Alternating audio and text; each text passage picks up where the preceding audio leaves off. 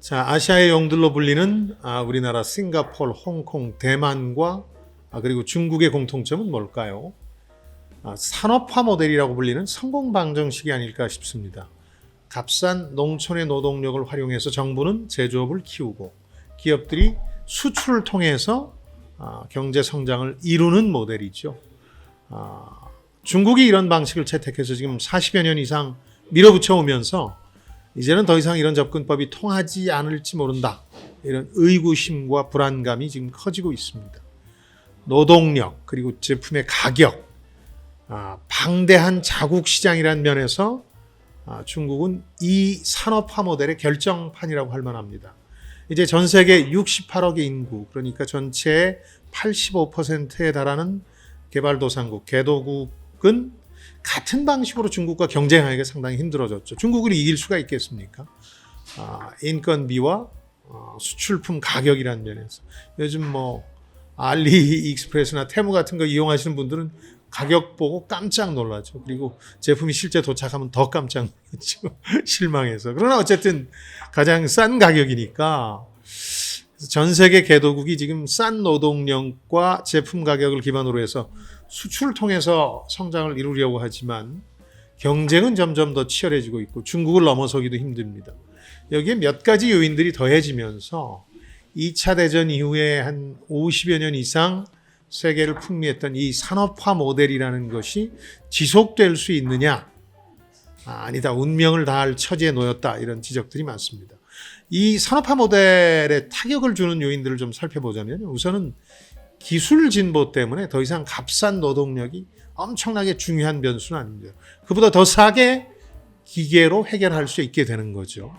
예를 들어서 방글라데시라는 나라가 옷을 사서 레이블을 보시면 대부분 메이드 인 방글라데시 이렇게 되어 있지 않습니까? 전 세계 특히 저가 SPA 브랜드 같은 경우에 대부분 방글라데시에서 만들어지는데 저임 노동자들을 활용해서 이 섬유 산업을 자신들의 경제 성장 엔진으로 삼아왔던 거죠. 근데 최근 들어서 이 방글라데시에서조차 인력을 기계로 대체하는 움직임이 확산되고 있습니다. 유명한 공장들 같은 경우는 한꺼번에 수천 명씩 기계로 대체하고 있는데요. 물론 이제 이런 기술 발전이라는 게 시간이 흐르고 나중에 보면 또 다른 일자리를 만들어냅니다. 근데 여기에는 시간도 걸릴 뿐만 아니라 노동자들의 재교육도 필요한데 말씀드린 개도국 개인이나 정부는 그럴 여력이나 시간이 부족하다는 게 문제죠. 둘째는 이제 그동안 널리 통용됐던 국제 분업의 원리가 무너지고 있다는 겁니다. 왜 무너지고 있느냐? 우선은 글로벌 공급망, 서플라이 체인 붕괴와 불안에 따른 건데요. 지금은 많이 이제 회복되고 있다고는 합니다만 코로나 사태 때 이 글로벌 공급망이 완전히 붕괴됐었죠. 근데 여전히 불안정합니다. 지금 미국 볼티모어 항구에 화물선 사고가 있었죠. 홍해에서는 또 예멘 반군 후티가 툭하면 상선을 공격하죠. 우크라이나 전쟁 여파도 여전히 영향을 미치고 있습니다. 불안하죠. 게다가 이제 미중 갈등 때문에 미국뿐만 아니라 주요 선진국들이 핵심이나 첨단 생산 시설을 자국이나 아니면 자국의 동맹국, 연합국 근처에 놓고 싶어 합니다. 뜬금없는 데 놓고 나중에 무슨 일 당할지 몰라서 불안해지는 거죠. 그러니까 과거에는 생산 비용이 가장 싼 지역에 생산 시설을 뒀고 이게 이제 저가 경쟁에서 중요한 역할을 했습니다만 지금은 고려해야 될 게 이 비용뿐만 아니라 다양한 요소들이 있고 훨씬 더 많은 변수들이 생겨났다는 겁니다. 그렇다면은 개도국이 산업화 모델 말고 경제 발전을 이룰 방법이 또 뭐가 있을까? 몇 가지 가설이 등장하고 있습니다. 이런 정도의 조건을 갖춰야 된다. 우리도 상당히 이걸 의미 깊게 받아들여야 됩니다. 우선 제조업보다는 서비스업으로 일자리가 이동하고 있다는 겁니다. 실제 성장에서 차지하는 비중이 제조업이 절반 밑으로 막 떨어지기 시작해서 세계 전체로 놓고 보더라도 3분의 1밖에 안 됩니다. 그러니까 서비스업 쪽으로 일자리가 이동하고 있고 성장의 한계에 부딪힌 중국이 요즘 내수 그리고 서비스 산업 중심으로 다시 성장한다고 성장 전략을 수정하고 있는 것도 바로 이런 이유 때문이죠. 근데 이 서비스업이라는 것도 이 광범위해서 단순 판매직에서부터 전문직까지 다양하죠. 돈을 많이 버는 거, 부가가치가 높은 건 전문직 쪽인데 여기는 교육이 필요합니다. 당연히.